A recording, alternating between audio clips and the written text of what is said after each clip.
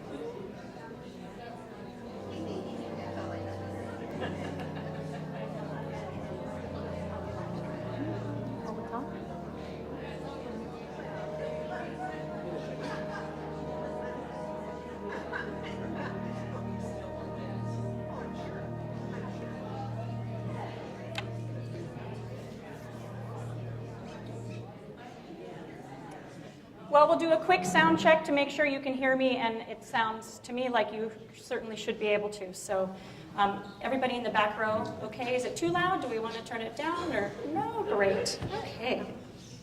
Well, good afternoon and welcome to the pre-concert lecture. This presentation is being live streamed, so I do ask that you silence your cell phones, etc., beeping things and the like for the optimal listening and viewing experience for all. But thank you for being here. 2 years ago, I attended the doctoral presentation of a colleague of mine. Her presentation included a performance of an art song by Florence B. Price. And about 2 measures in, the world stopped. I had to know who this woman was. I had to hear more. I had to know more. I didn't know what I would find or hear, but I knew I wanted more. Something in the way Price set the text made my heart ache. Somehow her treatment of the piano as a voice rather than an accompanying instrument made it a duet between the 2 voices together, which expressed the depth of the text so well, it made me weep.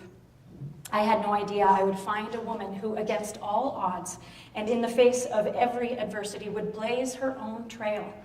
A woman who lived a life with constant challenges, who never stopped creating, never stopped inspiring, and poured her heart into everything she did. Little did I know how I would come to love Price's music, and I've spent the last 6 months immersed in her story. To some degree, I feel like I have come to know her personally through both my research and discovery of existing information, but also through my deep dive into her musical treatment of not only her own texts, but how she honored the texts of others in setting them to music.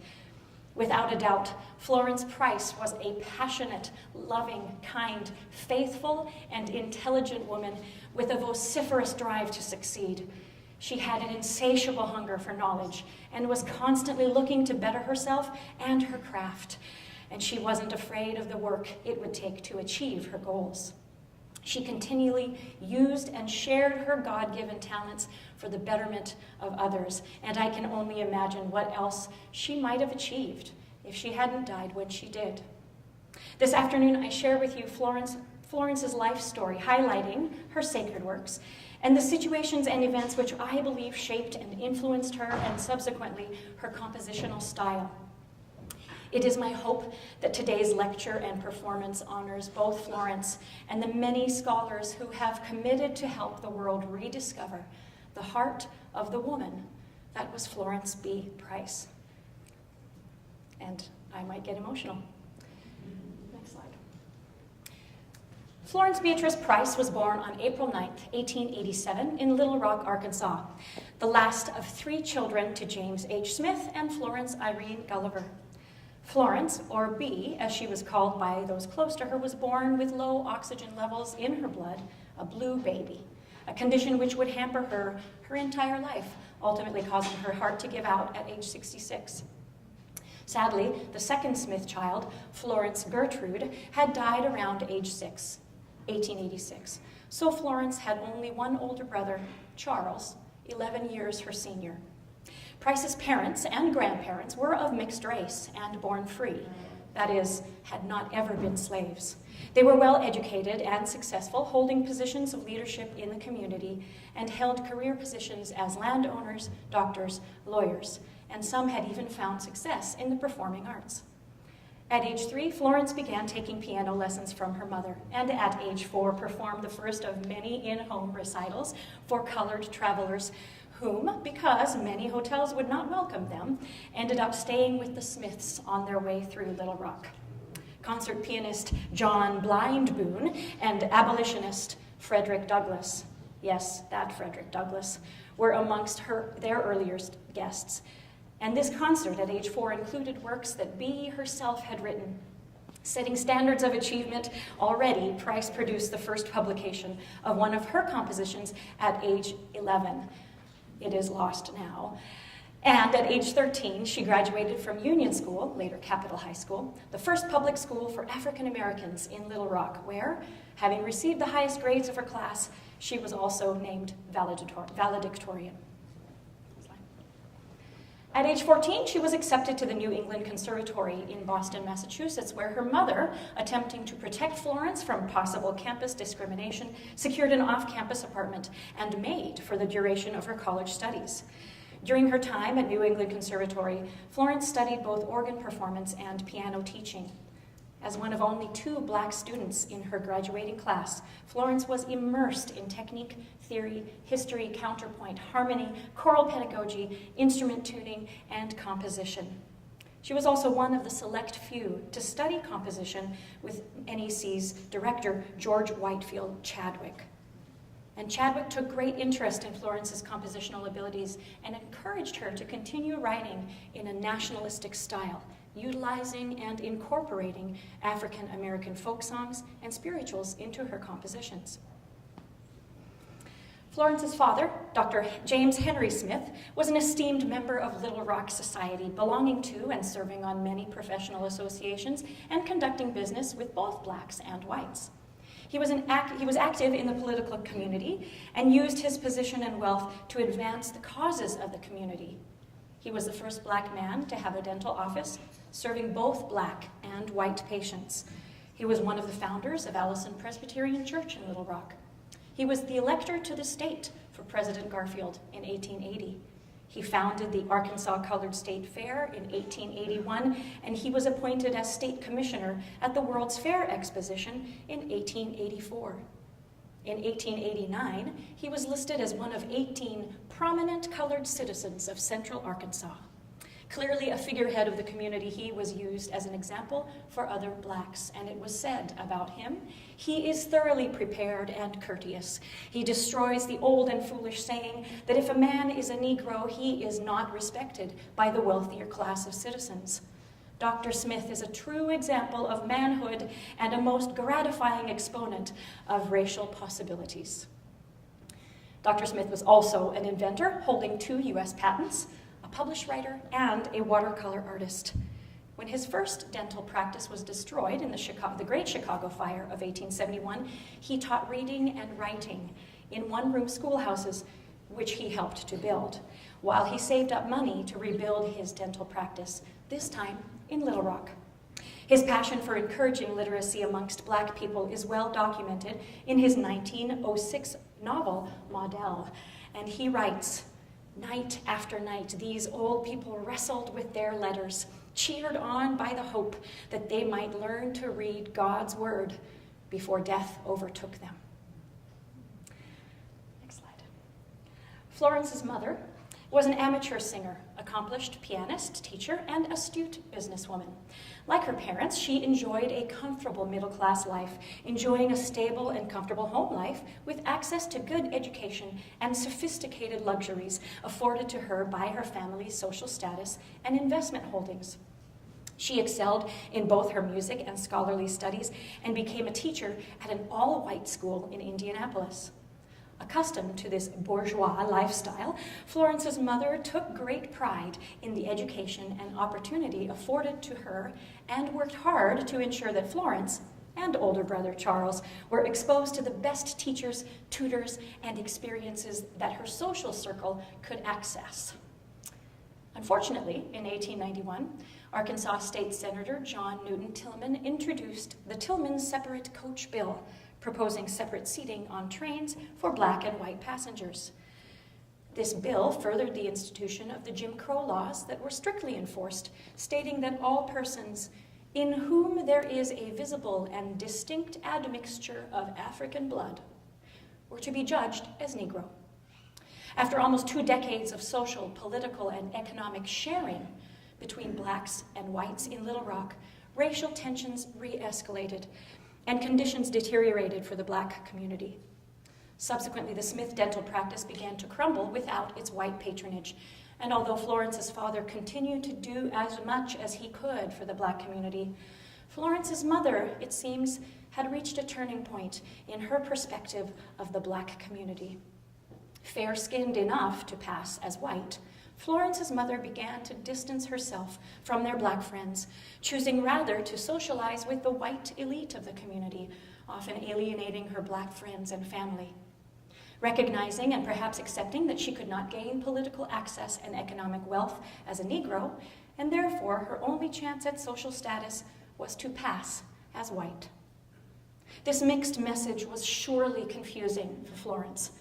However, one may argue that she was trying to ensure success and acceptance for her promising and talented daughter.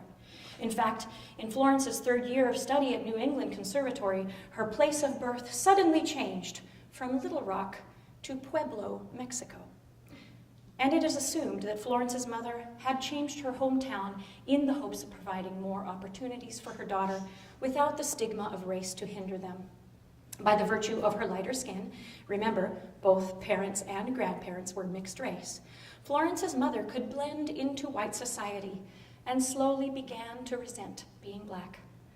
Once considered a Negro paradise, Little Rock had been more enlightened, progressive, and considerably safer for blacks. However, the recently reenacted Jim Crow laws fueled the fires of racism, and while her father used every resource he could to help educate, lift, and lead his fellow black community members, Florence's mother continued to strive for acceptance amongst the elite white members of the Little Rock community. After graduation, Florence returned to Little Rock, and the following fall took a teaching position about an hour away at the segregated boarding school Cotton Plant Arkadelphia Academy in Cotton Plant, Arkansas. In fall of 1907, Florence became head of the music department at Shorter College in North Little Rock, which was a segregated Christian school where the Bible was incorporated into every course of study. And Florence likely taught music education, instrumental music to all ages, elementary to college, in addition to playing organ for the daily chapel services and Sunday worship.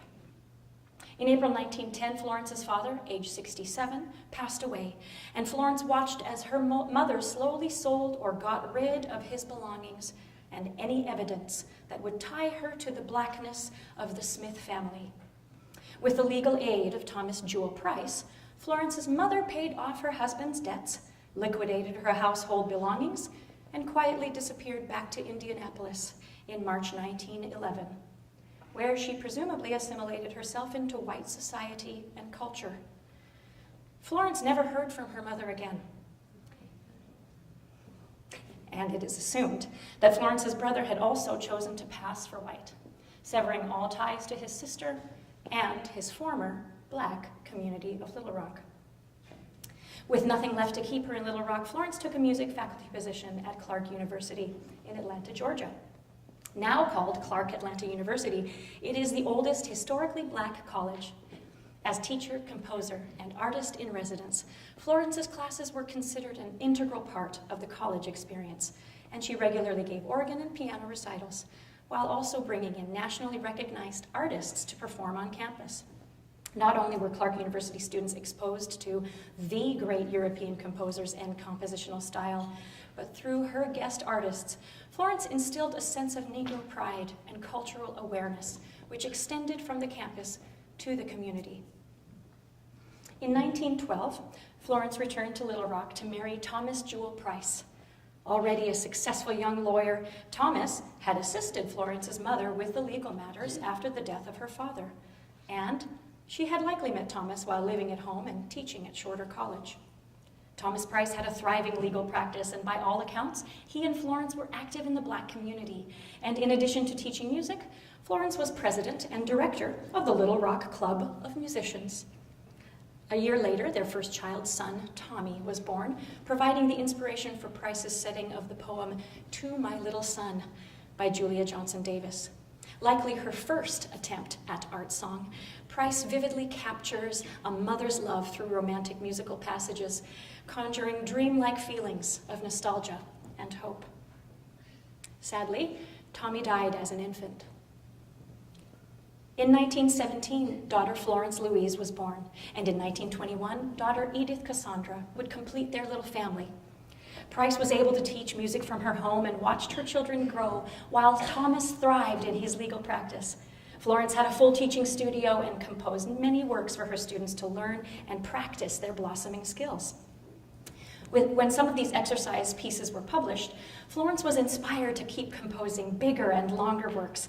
And when the children were a little older, and during the summer months, Florence traveled to Chicago to further her studies in composition at Chicago's American Conservatory, where she studied with, amongst others, notable church composer Leo Sowerby and influential black composer William Dawson, founder of the Tuskegee Institute Choir. As racial tensions began to increase, Little Rock's black community felt less and less safe. And with the increased reinforcement of the Jim Crow laws, Thomas's legal firm, which could no longer help white clients, began to suffer. As Thomas's legal practice could not provide sufficient income for the family, Florence was forced to take on even more students to provide for her family. And she began to enter her compositions into cash prize contests in an attempt for added income. In 1926, Florence's piano piece, In the Land o' Cotton, tied for second place in Opportunity Magazine's Holstein Prize. In 1927, her piano piece, Memories of Dixieland, again won second prize in the same contest. Florence's At the Cotton Gin, a Southern sketch, won yet another contest, the award for which was publication of the composition by G. Schirmer. These recent accomplishments inspired Florence to further pursue composition, and she doubled her efforts in seeking additional publication from other publishing companies. For a time, it seemed that the Price family could weather the storm, but when she was denied membership to the Arkansas Music Teachers Association, because of her color, it was a stark reminder of the reality they were living in. The final straw for the Price family was the horrendously violent lynching just outside Thomas Price's law office in 1927, after which the Price family no longer felt safe in Little Rock and fled to Chicago. The stock market crash of 1929 and the subsequent Great Depression, however, sent husband Thomas Price into a tailspin. No longer the successful and sought-after lawyer of Little Rock, he turned to drinking and the eventual abuse of his wife. Florence became the sole provider for her family, and her teaching schedule and organist work increased. Unfortunately, so did Thomas's abuse. And Florence finally sought a divorce, which was finalized in January 1931. Freed from her abusive situation, Florence began composing again, this time a full-scale symphonic work that would end up making her famous for a time. In 1932, Florence entered the National Association of Negro Musicians' sponsored Rodman Wanamaker Musical Composition Competition with her Symphony No. 1 in E minor and her Piano Concerto No. 1. She won with both compositions and received 3/4 of the prize money, $750. Her student, Margaret Bonds, received the other 1/4, $250 of the cash prize. The following year, the Chicago Symphony Orchestra, under the direction of Frederick Stock, premiered Price's award-winning symphony at the 1933 World's Fair, boasting a century of progress. Price was the only female composer of the evening and provided a stark dichotomy as she received thunderous applause and accolades, one black woman amongst a sea of white men. Price's work received glowing reviews. Considered one of the most important newspapers of its time, the Chicago Defender focused implicitly on the injustices suffered by Black Americans and was the first Black newspaper to include a full entertainment section. It was here that reports of Florence Price's activities appeared almost weekly during the 1930s and into the early 1940s. They reported the evening as follows. No one could have sat through that program sponsored by Chicago Friends of Music at the Auditorium Theater last week and not have felt with a sense of deep satisfaction that the race is making progress in music. First, there was a feeling of awe as the Chicago Symphony Orchestra, an aggregation of master musicians of white race and directed by Dr. Frederick Stock, internationally known conductor, swung into the beautiful, harmonious strains of a composition by a race woman. And when, after the number was completed, the large auditorium filled to the brim with music lovers of all races, rang out in applause, both for the composer and the orchestral rendition. It seemed that the evening could hold no greater thrills. In 1934, Florence and her children found themselves in dire circumstances when Florence quietly moved them out of the home she had shared with second husband, Pusey Del Arnett. Their marriage ended as quietly as it had begun, with little drama, and since an official divorce was never filed for, the reason for their separation is unknown, and subsequently Arnett was never mentioned again. Florence and her daughters bounced from friend to friend as she struggled to make ends meet, even moving into the home of Estelle Bonds for a short time. Estelle was the mother of Price's student, Margaret Bonds, with whom she shared that 1932 Wanamaker competition prize, and purportedly had a large home running somewhat of an open house, taking people in as needed. Once settled, Florence renewed her pursuit of publication and performance of her compositions, while teaching and performing to pay the bills. Amongst her many jobs was playing The Stroll, or the Broadway of the Black Belt, which was made up of 15 vaudeville and movie houses, each hiring pianists or organists to play for their live stage productions or silent film showings. Florence's skill on both piano and organ, along with her knowledge of various styles of music composition, served her well for these jobs, and she was one of the only women to be accepted by the male-dominant musicians of the Stroll, and her Broadway-style song settings were apparently popular amongst the local singers. Imagine my delight at learning that Florence composed both classical and Broadway styles of music. And I continue to cross my fingers that some of these works will be found amongst her recovered manuscripts. Only time will tell.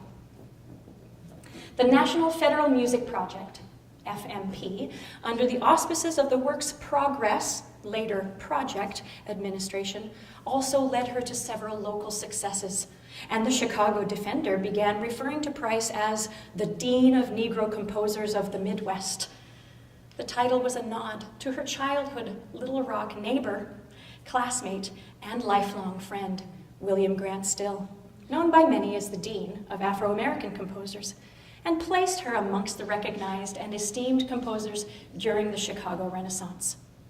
It was a great time for Price as a composer and performer, and she continued to pursue the possibilities and found herself in good company in reaching out to former composition teacher Leo Sowerby, the Dean of American Church Music, presumably asking about membership in the National Association of American Composers and Conductors, to which she was accepted in 1940. Additional publishers and professional affiliations grew to include ASCAP, the Chicago Club of Women's Organists as the first member of color to join, the Illinois Federation of Music Clubs, Musicians Club of Women, the Associated Negro Press, Chicago Music Association, and the Treble Clef Club. After the 1933 Chicago Symphony performance of her Symphony No. 1, Price cast a larger net to have more of her larger works performed. She began writing to Dr. Sergei Kusevitsky, the conductor of the Boston Symphony Orchestra, requesting he look at her scores and consider them for performance by his orchestra. Price was all too aware of her God-given disadvantages in achieving this, sending several letters between 1935 to 1944, 9 years of letters. In one of her final letters to Kusevitsky, she writes, "To begin with, I have two handicaps, those of sex and race. I am a woman, and I have some Negro blood in my veins. Knowing the worst, then, would you be good enough to hold in check the possible inclination to regard a woman's composition as long on emotionalism, but short on virility and thought content, until you shall have examined some of my work? As to the handicap of race, may I relieve you by saying that I neither expect nor ask any concession on that score. I should like to be judged on merit alone." It would be another 70-plus years before the Boston Symphony would play a piece by Price. No doubt discouraged, Price penned and set her original poem, Resignation. Price pours her heart into the text, which sums up her constant struggle with the issues of gender, race, and class in her career. You'll get to hear the choral setting of this during this afternoon's concert.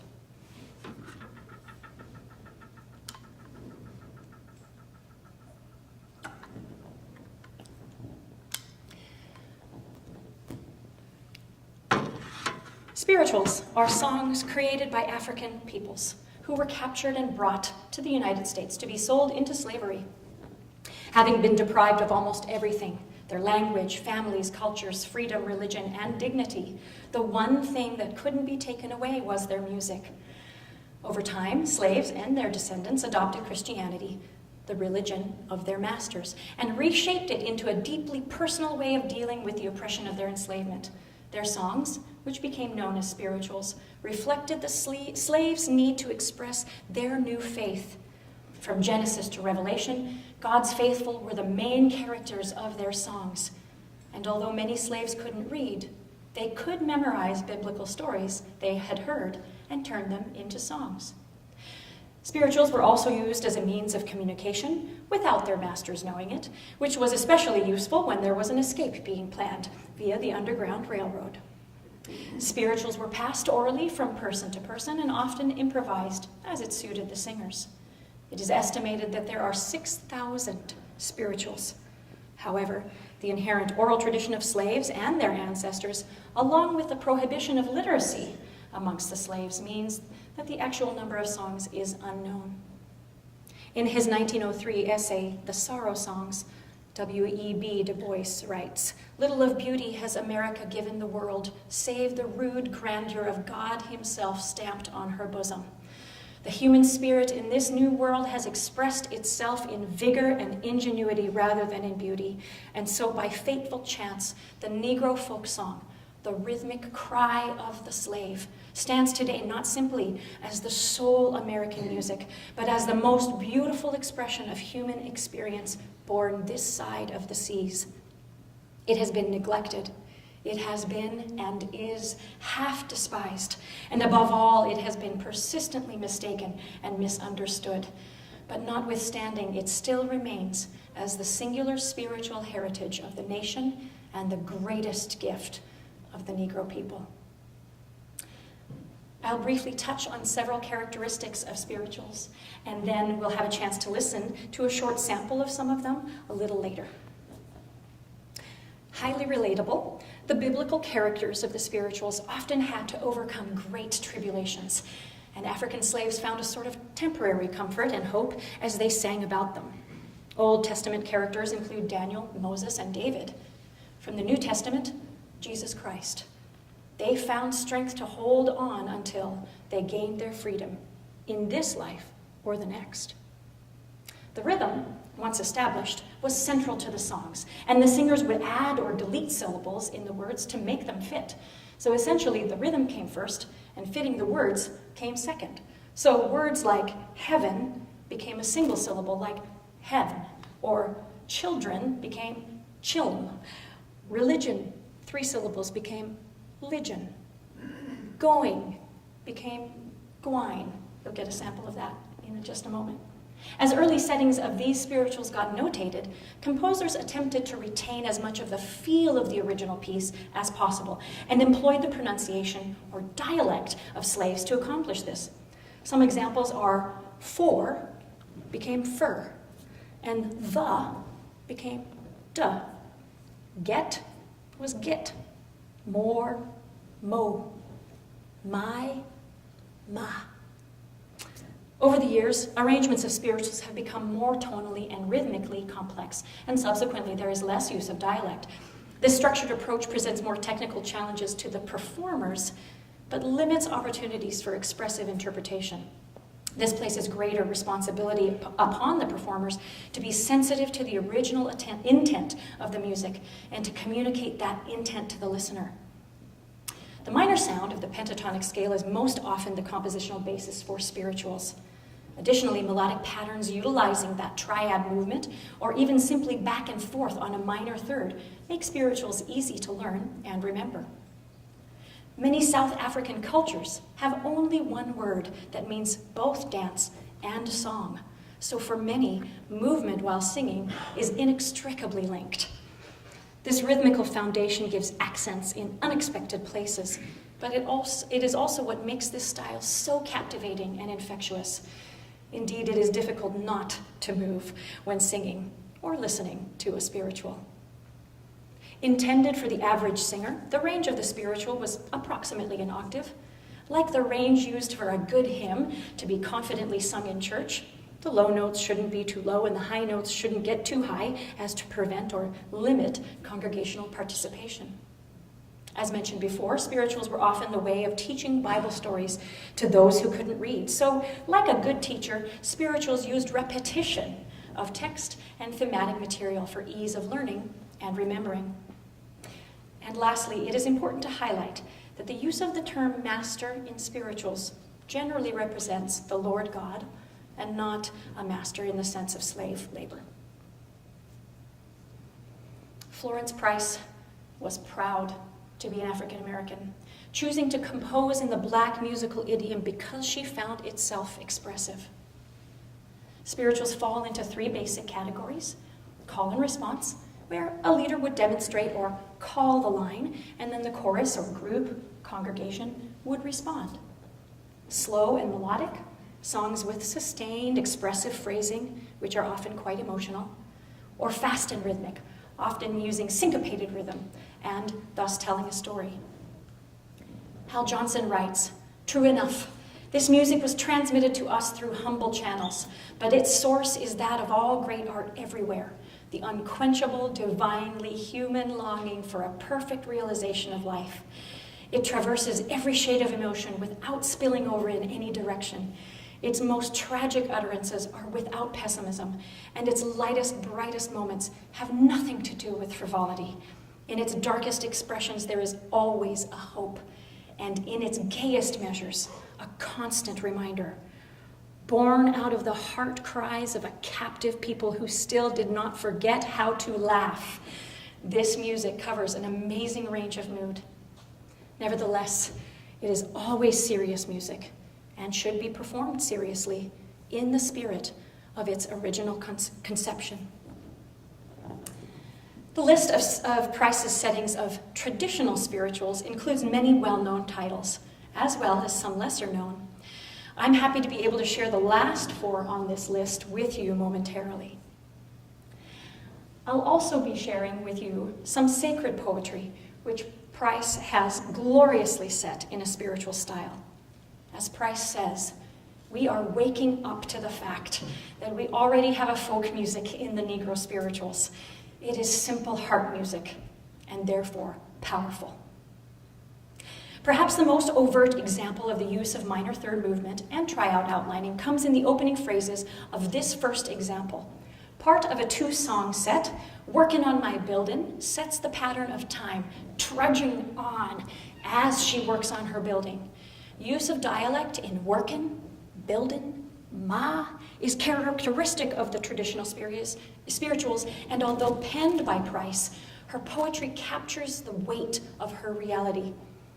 Listen as the piano accompaniment gets heavier and heavier towards the end of the song, signaling that indeed my building is here on earth and not in heaven. Descending piano patterns bring us back to reality, back to earth, if we start trying to get to heaven before it's our time. For Price, what was her building? Herself? Her family? Or perhaps the beauty and everlasting gift she created each and every time she built a composition. I'm working on my building, working on my building. I'm working on my building. Oh, for my Lord, if I was a sinner, I'll tell you what I'd do. I'd give my heart to Jesus and work on my building.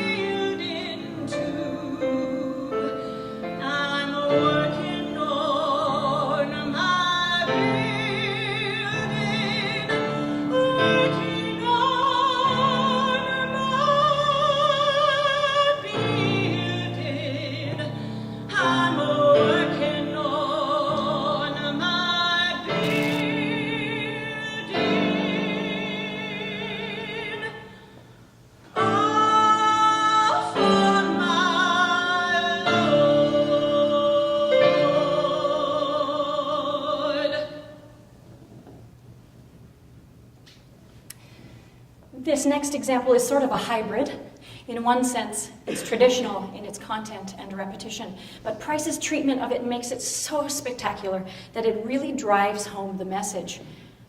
Powerful, yet tender, Price summarizes Jesus' complexity, utilizing a wide vocal and dynamic range. Done well, there will be no question, you won't find a man like Jesus. Like Jesus,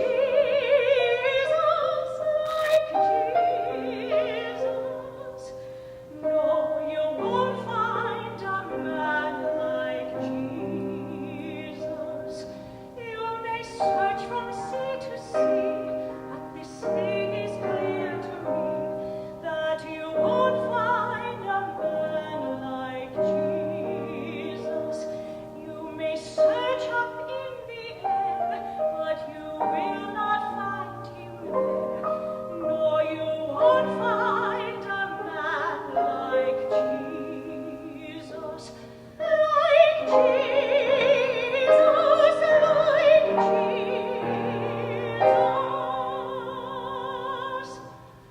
No, you won't find a man like Jesus.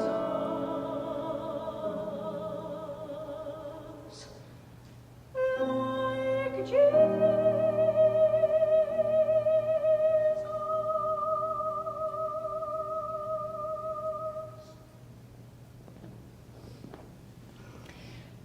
Price's treatment of this traditional spiritual is so unexpected and so powerful. I couldn't find a good way to trim it down for today, so you're going to get to hear it all. This is a perfect example of a biblical story retelling. In the verses, we hear almost verbatim narratives from the Gospels. In the chorus, we find some lyric and dialect adjustment in the word, going to, meaning going to. Listen how the cold, icy hand of death seems to get heavier and heavier until the final time it's sung, where you can almost hear the acceptance of death. And then there's 3 big last chords, perhaps nails in the coffin, before one last gasp. Lord.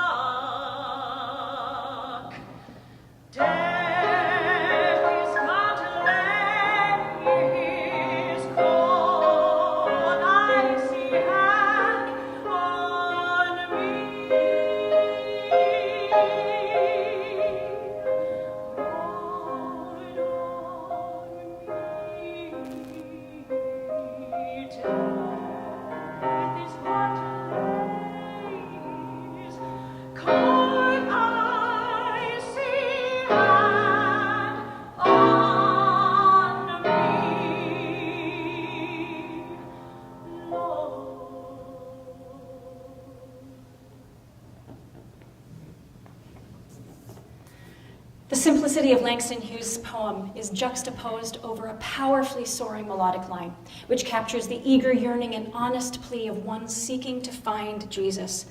The relatively short phrasing is given power and support as Price deftly alternates the register of the piano accompaniment with that of the vocal line. There is a strength in the simplicity of the repeated call for Jesus to please reach out your hand.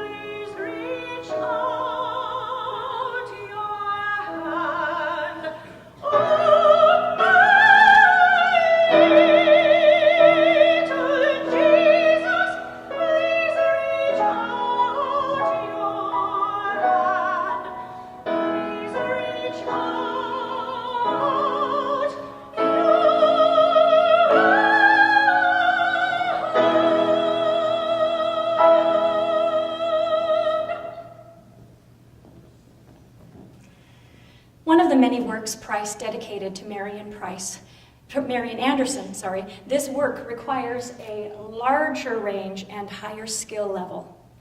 With poetry from her own hand, this piece utilizes triad movement, text repetition, and if one didn't know better, it could easily fall into the traditional spirituals category. So representative is Florence's writing of it. I find it interesting that Price uses the text, "My mother taught me to sing and pray." Oh, and there's another example of use of dialect, Anne in place of Anne.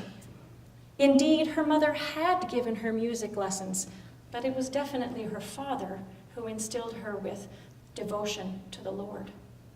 Perhaps by 1939, Price had shifted her thinking and was writing about herself as the mother.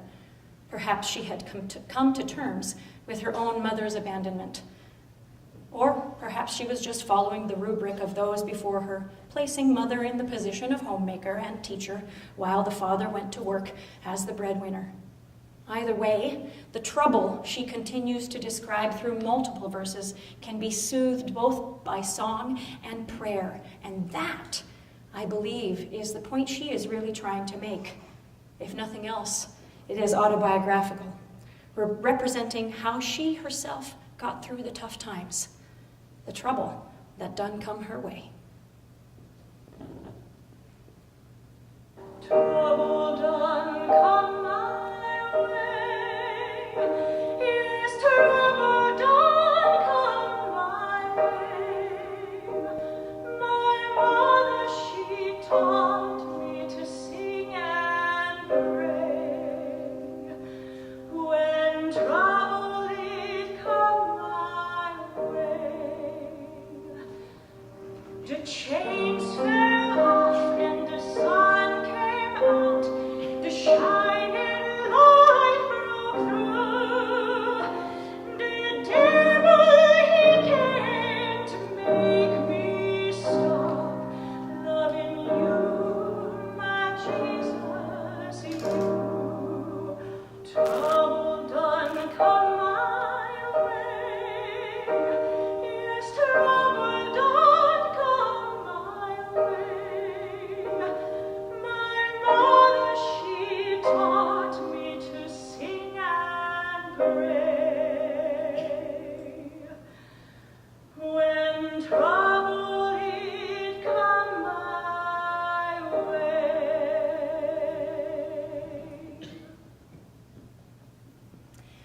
Out of Price's affiliation with the Chicago Music Association, she met young contralto Marian Anderson, with whom she formed a close bond, and for whom Price wrote several solo works. Set in the spiritual style and showcasing Anderson's impeccable technique, flexibility, and range, Price proved herself a talented writer of art song composition.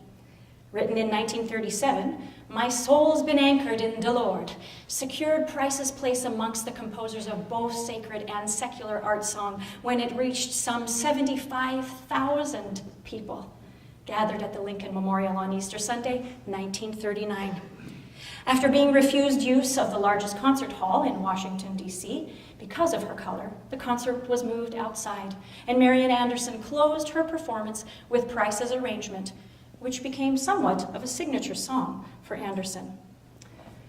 In no way do I claim to be of equal caliber to Marian Anderson. However, it was thrilling to be able to sing this.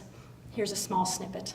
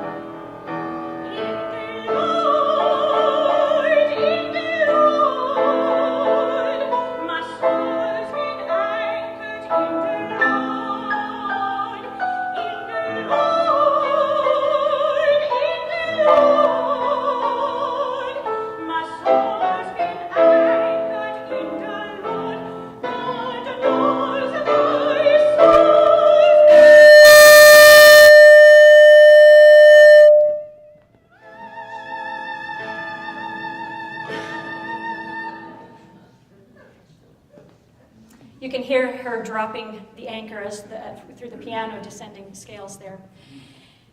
Like her father, Price had a love for words and a deep and grounding faith.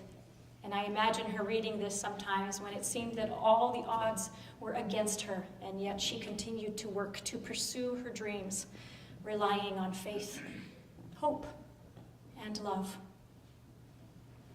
One of Price's main instruments was organ. Indeed, she held a degree from New England Conservatory in that instrument. For as much as she knew about it, played it, and heard and sang with it when she went to worship, there are far fewer organ works than one might expect. These three were composed specifically for use at church, and she only has a handful more, at least that we know of so far, for the organ, including the secular pieces First Sonata for Organ, Cantilena, Allegretto, Festal March, Little Pastoral, the Hourglass, and Passacaglia, and Fugue. Until recently, many of these works were thought to be lost, so it is likely that many of them could be incorporated into a religious service, though not originally earmarked as such. Additionally, access to an organ other than a church was slim, and aside from the pieces Florence may have played along the stroll, one would do well to consult the American Guild of Organists resources, which continually updates their list of compositions, serving as a fabulous resource for sacred organ repertoire. The Communion in F is a choral setting of the Mass, which includes all the traditional Mass parts. The Kyrie eleison, or Lord have mercy upon us. The Gospel acclamation, which Florence splits into a before and after, which announces the reading of the Gospel and gives the appropriate responses to it in sung form. In some traditions, these words are spoken and include saying, "Glory" or "Praise be to thee, O Lord," or "O Christ," which precedes the Gospel reading. After the reading, a thanks or praise be to thee, O Lord, or O Christ is said. Price sets these as sung responses. The Credo, which is Latin for I believe, is the statement of our basic beliefs about God. Many will recognize this as either the Apostles' Creed or Nicene Creed. The Sursum Corda is the Latin phrase for lift up your heart, which is sometimes chanted or spoken responsorially between congregation and priest. And although the melody or some of the words may change slightly, it's pretty recognizable no matter what church you're in. The Sanctus is the traditional holy, holy, holy, and is part of the communion portion of the service. Sometimes spoken and sometimes sung, it is always included during the Eucharistic prayers before the breaking of the bread. The Benedictus is translated as blessed or praised, and if you're so inclined, now would be a good time to cross yourself. during the service, during the concert, as you listen for the beautiful voicing of the soprano and alto duet. And then Price deftly moves us into a joyful Hosanna in the highest. The Agnus Dei, known as the Lamb of God, where we ask for mercy and then peace. Listen how Price weaves and intertwines the voices throughout. And the final movement in her communion in F is the Gloria in Excelsis, which means glory to God in the highest. And in Price's setting is a glorious final movement to her work. The longest piece, it is episodic and makes several texture changes and tempo changes throughout before arriving to an exciting and satisfying ending. You can look forward to hearing Price's choral setting of Psalm 117, Praise the Lord, for SATB choir and piano or organ. And it is deceptively challenging for such a short work. The opening 15 measures are in an easily accessible homophonic structure. However, we come to a key change, and as fugal entrances, syncopated rhythm, and intervallic melodic lines prove challenging. Switching back and forth between fugal counterpoint and homophonic textures will likely catch the choir by surprise, but not my choir. But soon enough, Price brings back a straightforward homophonic texture, albeit with some leftover intervallic challenges. This piece ends as impressively as it begins, with a proclamatory invitation to praise the Lord at a forte dynamic level. In the mid-1940s, Florence wrote Resignation, a setting of her own poem for voice and piano, which she later arranged for SATB choir. Instead of simply dividing the piano amongst the lower voices, Price takes the opportunity to deepen the emotion and subsequent impact of her text in several ways.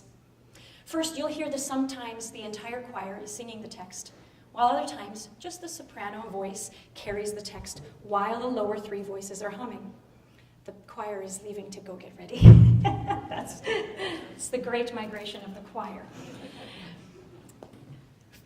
This is no arbitrary choice. When her poem speaks of God, my master, Price keeps the soprano voice by itself, signifying the one true God, while the lower voices move harmonically in mostly descending patterns underneath. If you listen closely, you can hear the weight of their oppression as they hum downward through their phrases, their spirits drooping lower and lower. Alternately, when the poetry turns to topics of earthly troubles, all voices sing the words, again signaling the unity and far-reaching impact of their situation. And finally, when her poem says, I'm tired and I want to go home, the lower three voices seem to be calling out their one last plea as they sing, my Lord, in an ascending figure against the text of the soprano. Price poured her soul into the text and music of this piece, and one can hear the turmoil and struggle that she must have felt as her continued attempts at being published. Remember, she wrote this right after she had written to Sergei Koussevitzky for 9 years and never received a response. So that inner turmoil and struggle that she must have felt as her continued attempts at being published and performed went discarded or unanswered. The final phrase swells with one last breath of hope before settling into her feelings of resignation. Nevertheless, Price persisted, and her reputation continued to grow. In 1951, she received a commission from Sir John Barbirolli, conductor of the Hall Orchestra in Manchester, England, requesting a concert overture or suite for strings based on American spirituals. In the spring of 1951, Barbirolli performed Price's string quartet, 5 folk songs in counterpoint. However, Price was not able to make the trip over to Manchester to hear it. Plagued with ill health her entire life, and now nearing her mid-60s, her heart likely began to show signs of failure, which prevented her from traveling such a distance. Price continued composing for the next 18 months as performances of her works increased. The U.S. Marine Band regularly performed her 3 Negro dances, which she then rearranged for the Chicago Symphony Orchestra to be broadcast live on WGN-TV Channel 9 on February 18, 1953. Also in early 1953, Price began planning a trip to Paris to receive an award, after which she would do some sightseeing, remaining in Europe for 5 weeks. She fastidiously prepared and made all the arrangements. However, 2 days before she was to have embarked on her journey, she was admitted to the hospital, and after 10 days, on June 3rd, 1953, Florence Price died from a cerebral hemorrhage due to hypertensive cardiovascular disease. She was buried 2 days later in Lincoln Cemetery. In 2009, Vicki and Daryl Gatwood made an unexpected discovery as they set out to restore an old house near St. Anne, Illinois. 72 miles south of Chicago sat a house that hadn't been lived in for many years, with extensive roof damage from a fallen tree. In one miraculously undamaged area of the house, the Gatwoods found cabinets full of handwritten manuscripts by Florence B. Price. They had discovered Bryce's summer getaway home, Riverwood is what she called it, where her legacy had sat untouched for over half a century. The recovered manuscripts are housed at the University of Arkansas Special Collections Library, and her legacy continues to grow as her works are published and performed. Despite what she had already accomplished, Price's health and the all-consuming energy it took to continue self-promoting did, all too soon, take their toll. Her enduring faith and hope, however, was not in vain, even if she didn't get to enjoy it all during her lifetime. In 1964, 11 years after her death, a school in Chicago was named Florence B. Price Elementary School in her honor. In 2016, Claire Nan began publishing several volumes of the music discovered in that 2009 house. In 2018, the Arkansas State Music Teachers National Association posthumously named Florence Price as an MTNA Foundation Fellow. Remember, that's the same group that had denied her membership 91 years prior due to her race. In 2019, Price was inducted to the Arkansas Women's Hall of Fame. In 2020, her biography, The Heart of a Woman, by Dr. Ray Linda Brown was published. Sadly, Dr. Brown lost her battle with cancer before publishing was completed, but her sister made sure to see that the work was seen through to completion. In 2022, Price's Symphonies No. 1 and 3 won a Grammy for the Philadelphia Orchestra. This concludes the pre-concert lecture, and I hope you are inspired to listen and learn more about this fascinating woman and have gained some perspective as to why I felt it important to share her work and her story with you today. At this time, we shall move to the sanctuary for the concert, which will begin probably not right on time at 3 o'clock, but you'll find concert programs for those at either entrance. Again, thank you so much for joining me today.